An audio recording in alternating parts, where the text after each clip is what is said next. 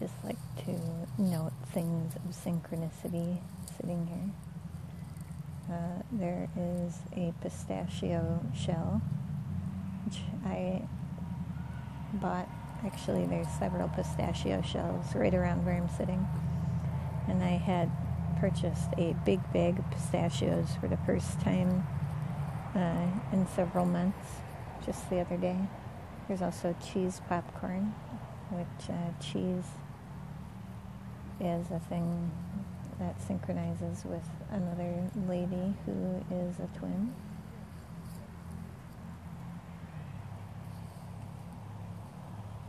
There is a pair of Canadian geese right across the creek in the grass. This massive oak tree that's here.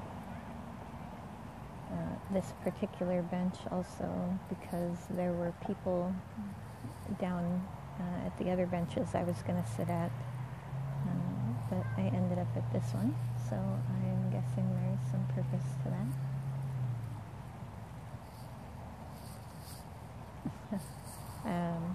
It's probably not on the video, but above the oak tree's limbs, cradled kind of in between it and the other tree that's across the brick path from it, is the moon, which looks to be at about halfway through its cycle. To full, maybe? I'm not 100% sure. But it looks like half a moon.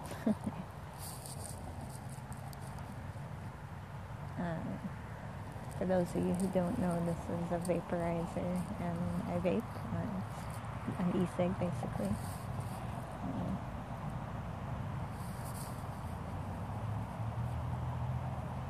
This is the town I was basically raised in, and actually this bridge is, there's a bridge kind of behind the camera where the creek comes under, and I used to go sit under that bridge when I was very young.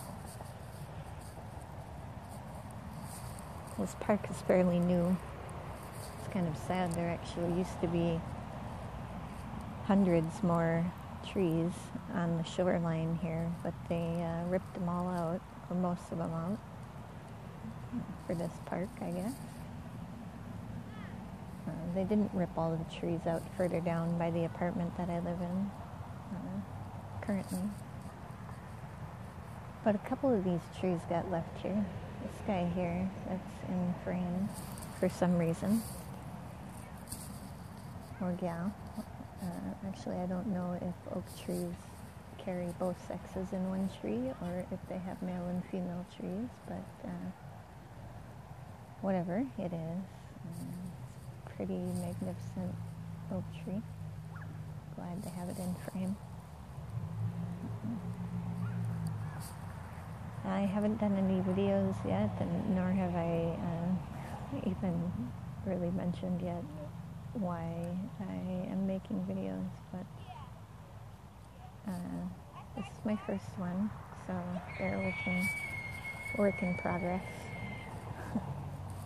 In fact, I don't even know if you guys can hear me, so I'll have to find that out when I'm done with the recording, but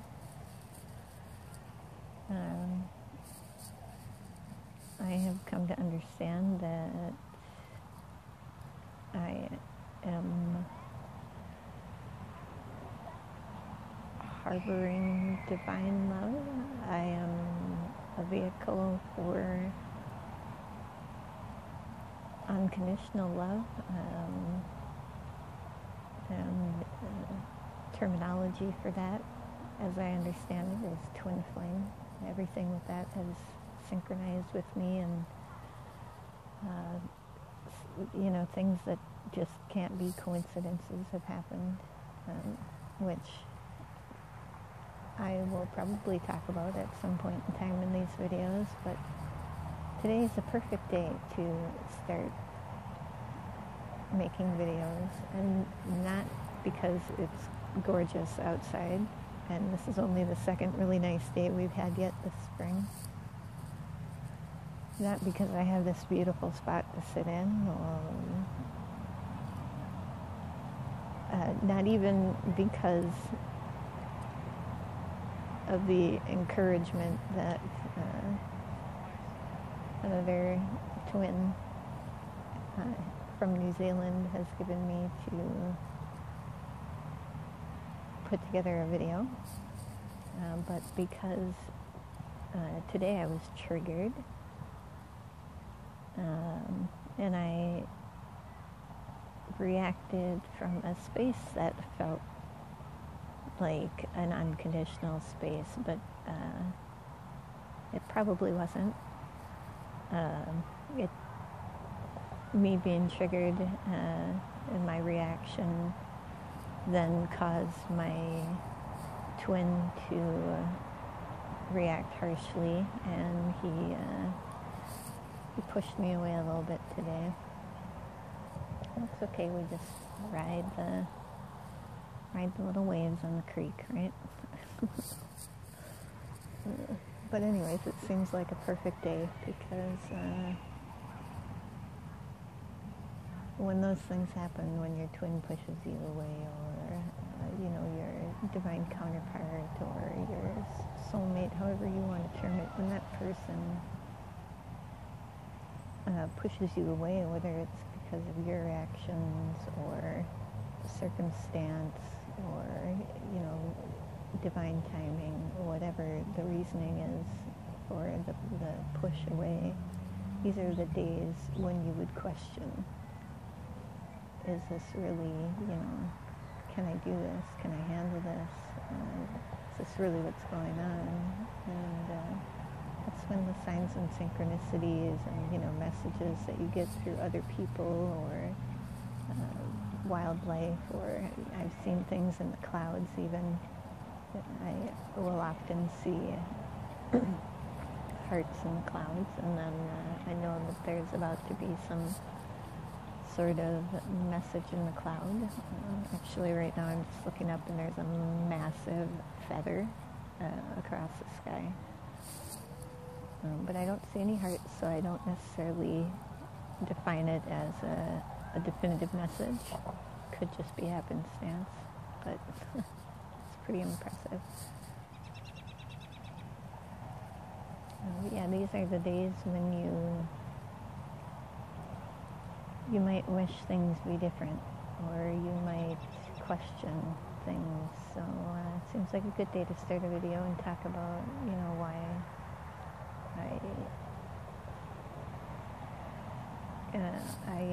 I want to say keep on this pathway, but it's not like to me it's not even like an option. It's like a lifestyle. Well, I suppose lifestyles are a choice too. It's like a genetic birthright. It's like we're made of marked atoms or something like that. All of our atoms dispersed, and they've been in all of our incarnations, and they're marked with a certain hashtag, so to speak, that makes whatever vessel that is created by those atoms a vehicle to harmonize magnetism, maybe, to harmonize energy.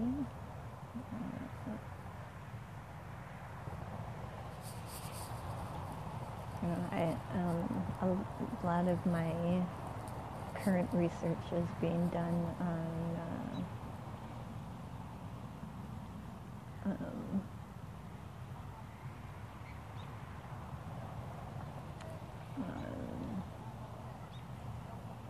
scientific basis.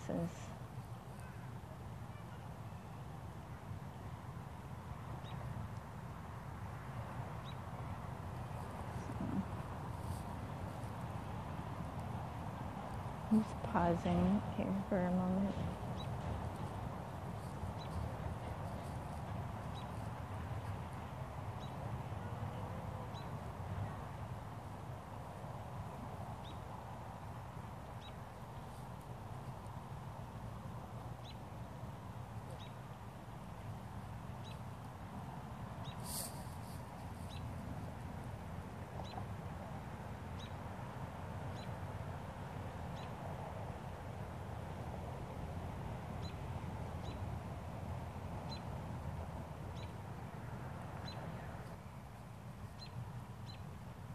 definitely need a more private spot for videos on some occasion, because I do tend to get affected by things that enter my eyesight or my recognition. Like just now there was a police officer that pulled up across on the bridge, actually. You may have seen it go through the picture behind the oak tree. But they are figures that have a lot of very intense things have happened for me, I guess, with cops involved, and so I tend to have like a little burst of anxiety when I see them pull up, whether I've done anything wrong or not. I immediately start evaluating, oh gosh, what did I do? But I got to at least hear the birds sing. I actually saw my first robin this spring last night, I believe, while I was walking. Oh, bald eagle flying overhead. You might see it go behind the oak tree. That's cool. I've not seen one of them fly over here. And then a pair of ducks fly underneath it. I feel like I'm very connected to nature, and I feel like often a lot of synchronicities and symbolism come through for me on my journey in the nature around me. There was one morning I was sleeping in my stepdad's vehicle outside the apartment complex that he lived in because I didn't have anywhere to be. This is after I met my twin. This, in fact, was last summer.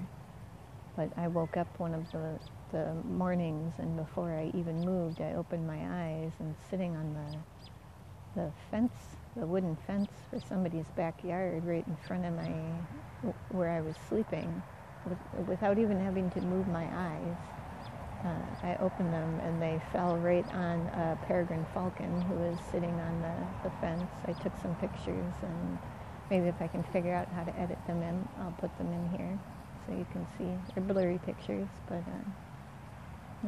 sitting right on the fence. That was kind of a powerful moment for me. And then also one of the people that I've gotten a fair amount of guidance from, and just, you know, that having that other person to talk to who doesn't think you're completely out of your gourd about the twin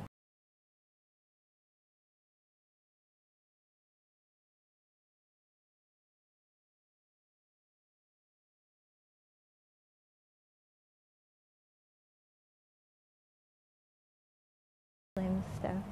She's from New Zealand, and she's a twin, and I believe, you know, we've had past lifetimes together, which I'll probably touch on in another video. But that same evening for her, it was morning for me and evening for her, she had had a dream of a hawk, and I had sent her the pictures of the hawk. And when she woke up and looked at the pictures, she said that was the hawk in her dream, or she felt it represented the hawk in her dream. And I don't currently remember what the dream is about, but I do have a transcript of our entire conversation. So given some time, I could dig through and find exactly what the dream is about. I like to keep pretty detailed records of what goes on, so I can check back in and, you know, kind of check my own self. So I'm staying grounded with things that are going on around me, and stay in the understanding that, you know, these things aren't coincidences. But there may be some coincidence along the line, but generally speaking, I believe once it's been, once you've unraveled the knot that you are a twin flame or a divine mother, or you hold that space in the world, you start to understand and see and learn a whole lot more about the world around you and the connectedness of people and environment, and it's very interesting. Actually, I was looking last night just at some footage of the surface of the sun, IRIS footage. I forget what that's an acronym for currently, but if I figure out the editing thing, I'll throw a little image up about what IRIS imaging is, and I believe it's one of the GOES satellites, GOES, which again I don't remember what that acronym is for, but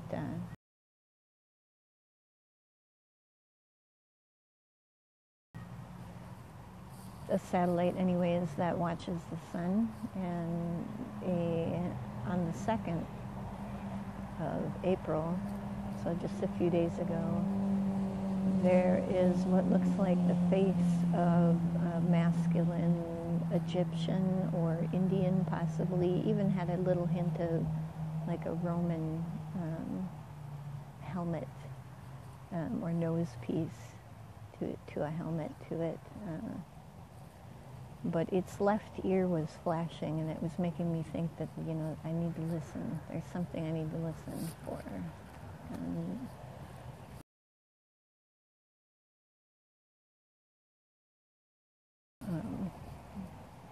So I'm doing that. I'm listening. I'm not letting my trigger earlier and then my following twins trigger. I'm not letting that bog me down today. It did for a little while. I did cry a little bit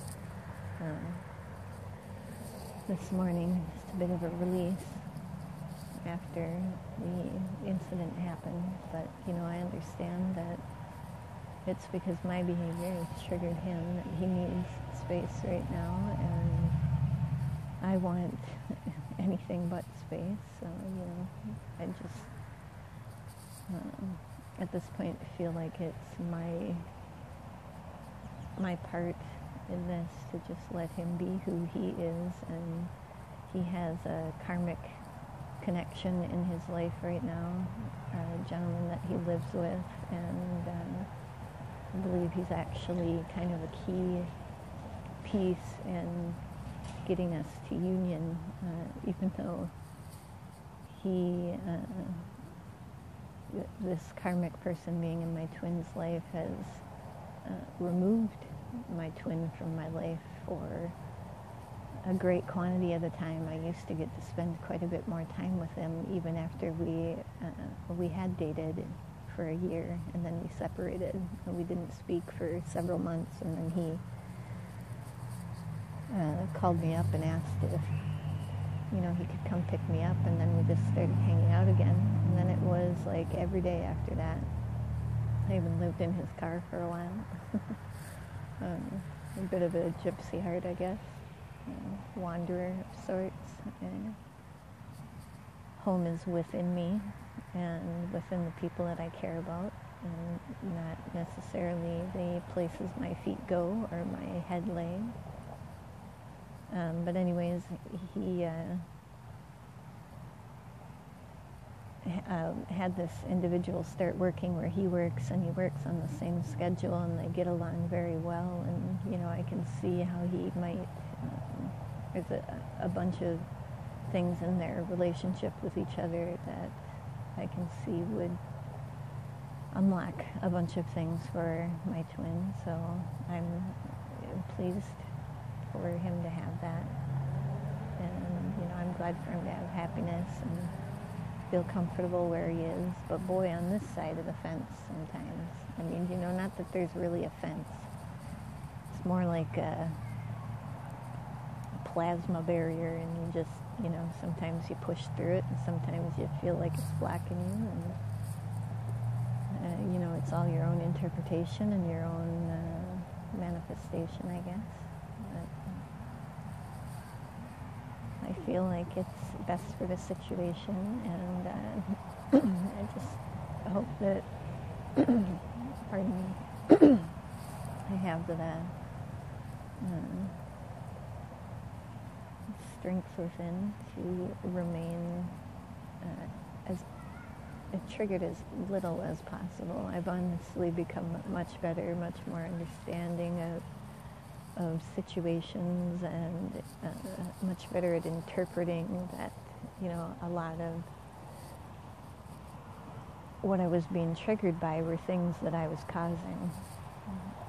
And a lot of things that he was being triggered by were things that I was causing, and that, he has his own things that trigger him and that trigger other people as well, including myself.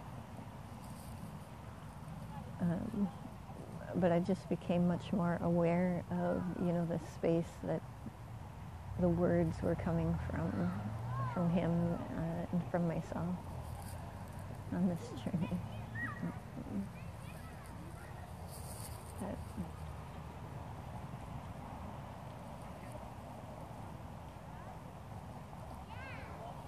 anyhow, I probably at some point in time will offer services. I probably will give you guys a bit more of an introduction to me. I just kind of wanted you to see the space that I am in and around, and feel the energy about it, and kind of babble about nothing for a little bit, I guess, so you can get a little idea about who I am, what I'm here for. Although, that's an ever-evolving thing as I, uncover more information or see more signs, or, it's a great big 55 in the clouds right now. It's just right of the oak tree. Could be an SS too, but looks a bit more like a 5-5 to me, and 5s are very synchronous in my journey. 5 has been a number that's been my favorite since I figured out how to read an analog clock. I think it was 2nd grade when I figured out counting by 5, so it's really the secret of that, understanding what time it was. But anyways, 5 has kind of clung with me since then as a pretty important number, and has shown up in a lot of synchronicities for me. So it's entertaining to me that I'm seeing it in the clouds right now. The feather is kind of dissipated. I think it moved past where the oak tree, top of the oak tree is. You may have seen it. I don't recall exactly how much of the sky is in the frame. I just know that when I propped it up on my little pack, propped my camera up on my little pack, that the oak tree was in it. That was what was most important to me. I hope you still get the sounds of the creek babbling, not just the traffic in the background and the people at the park and me talking with my microphone on. I did take some footage before I started this without the headphones plugged in, so that probably has better sound for kind of the area. Anyways, I'll be done babbling for now, and just want to let you all know I'm here, and I'm probably going to start posting stuff. It'll be nice out, so I'll be getting outside, and my twin is really the only person I care to be around currently, so if he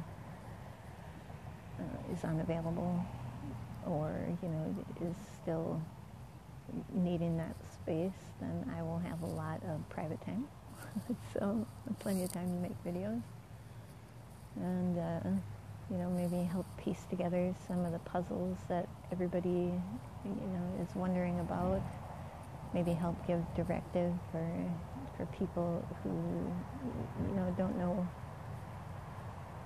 where where to go or how to figure things out.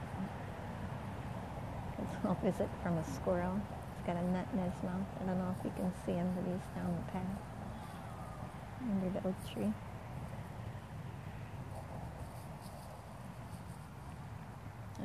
But yeah, I'm excited to be here with all of you on this journey. I believe wholeheartedly in my ability to hold space for unconditional love. I have seen the results of a blue heron just flew overhead. Anyways, I have seen the results of people being uplifted around my twin and I when we've been out in public, even when we're not in union. People have come up to us and told us that. So, I mean, it's a viable thing. I've read science into the fact that our heart center is, our heart is our magnetic center. It has 5,000 times more powerful magnetic field than the brain does. It actually sends the brain information, and it sends information to the people around you by putting it into your electromagnetic field. And so, I mean, that's, to me as well, scientific proof that you'll be able to sense things around you in a fashion. And if there is a person that makes, that brings that feeling, even, if it's not all the time, because if they're triggering you, you might not be able to sense that, but there's a harmony there when you're with them that the world around you can see and feel. Not just the people, but the plants and animals, and so that's what I feel like we're working with, and how I feel like we are, here together to really bring a new focus for community and appreciation and understanding of the world around us and the people around us. So I'll talk to you more on this journey, and we'll catch you another time.